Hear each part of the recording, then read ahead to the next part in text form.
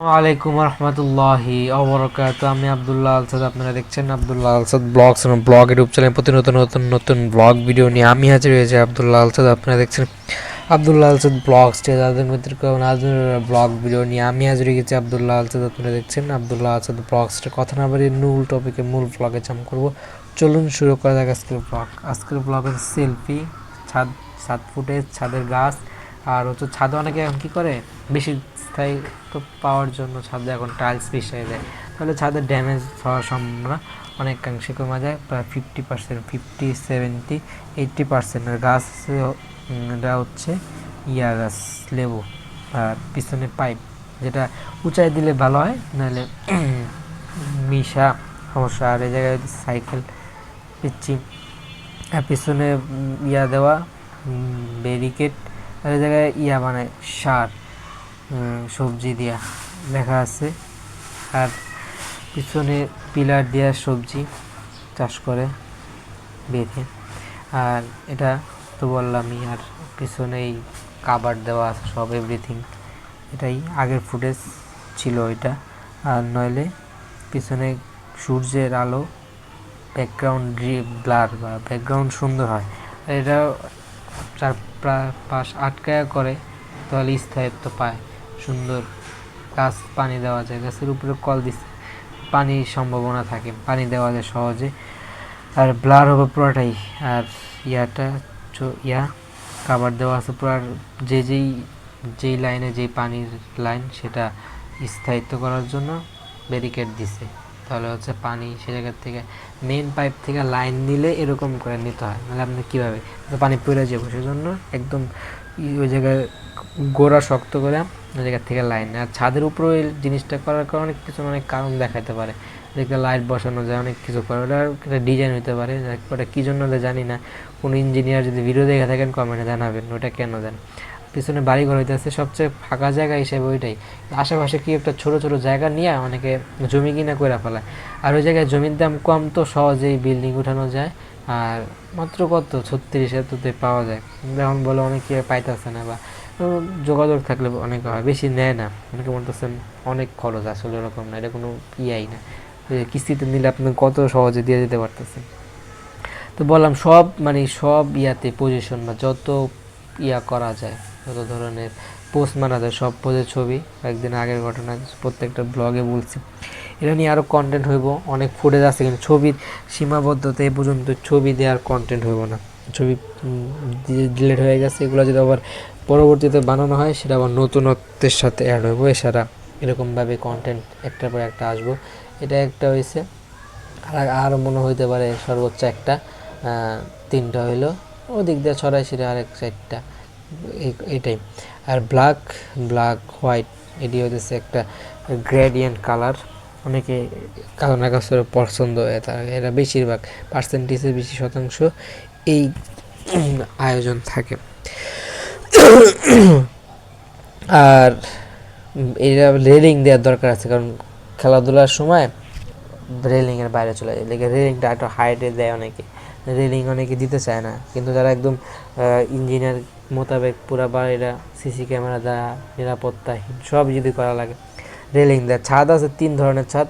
এই ছাদের পর একটা উপরে ছাদ আছে, মসজিদ আছে উপরে, মসজিদের উপরে একটা ছাদ।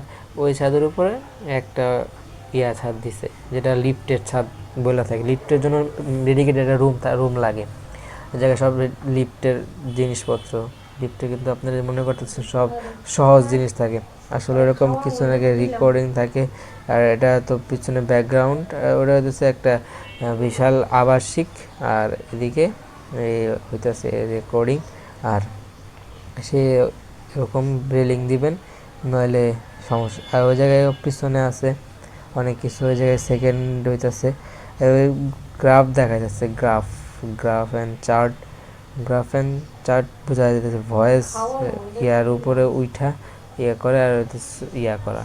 আর বললামই, এখন দেখেন একটা ফোন, কিছু করার নাই, যখন করবেন তখন আইবে। আর বেশি নাই আমার কাছে, ফুটেজ সীমিত, আর কয়েকটা আছে, না এলে নাই। এটাই, ফোন আসবো কিছুদিন মধ্যে, সেকেন্ড হ্যান্ড ফোন নিয়ে নিবো, কিছু করার নেই, এটা নিতে হবে। কারণ এটাই করা যায়। ওই স্যামসাং দেখতেছেন না, ওই স্যামসাং হচ্ছে অ্যান্ড্রয়েড ভার্সন অনেক আগের, 8-9-এর। এটা দেখেন ইউটিউব চলে না, ঠিক আছে। আর একটা স্যামসুং আছে, ওটা দেওয়া ইউটিউব চলে না, 7-8 বছর আগের ফোন, অ্যান্ড্রয়েড ভার্সন অনেক আগের। আরেকটা আছে, ওটা তো চলে না। তিনটা ফোন অ্যাভেলেবিলিটি নাই, তিনটা ফোনই নষ্ট। কারণ কেউ যদি না বোঝে ওটা আগ বাড়ায় কেউ কিছু বলে। আরেকটা আছে, ওইটা দেওয়া চলে, কিন্তু ওটা অনেক কম দাম, ওটা জেনারেশন ভালো না, কিন্তু ওটা চালানো যেতে হবে, কিছু করার নেই। সব শেষ, মানে আগে যা সব শেষ। আর এটা তো কিছু লোক, তার মানে কিছুই নাই, এত আয়োজন করে ফেলায় লাভ নেই। তো ইফতার আয়োজন চলতেছে। আর পিসি আছে, পিসি নষ্ট, কিছুই এখন এবিলিটি নেই। এটা ধরছি, মানে এতদিন কিন্তু পরে আসছিল, কিন্তু সারাদিন ধরবো না, কিন্তু যে দরকার সেটা হয় না, দরকারি জিনিস করা লাগে, এটা সারাদিন দেখলে তো দেখাই যায়। আর আশেপাশে অনেক কিছু হয়, অনেকে অনেক কিছু পায়, আপনি না পেলে কিছু করার নাই।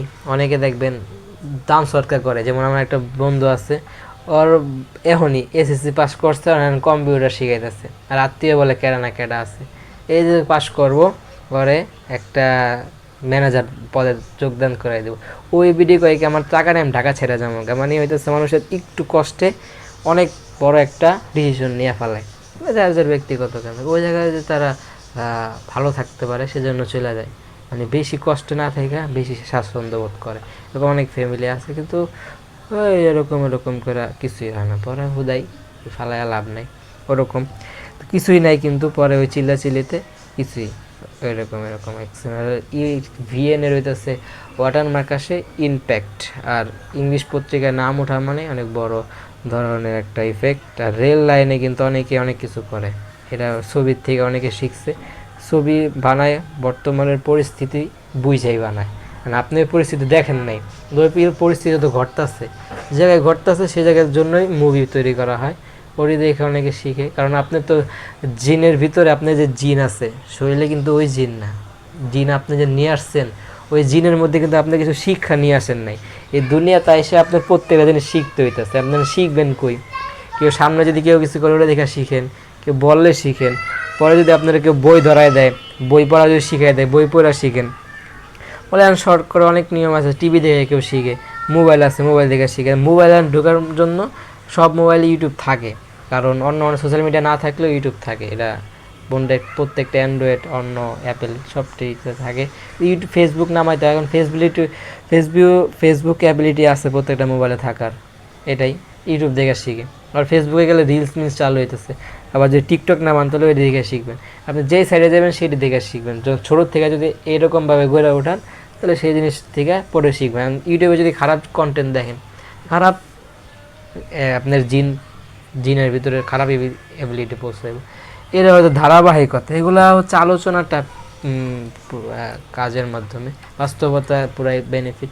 ওইটাই বললাম, তার মানে হইতেছে তার একটা সুবিধা আছে এবং তার একটা ফিউচার চারা বলে আমার এটা নাই, দেখে আমি যামোগা।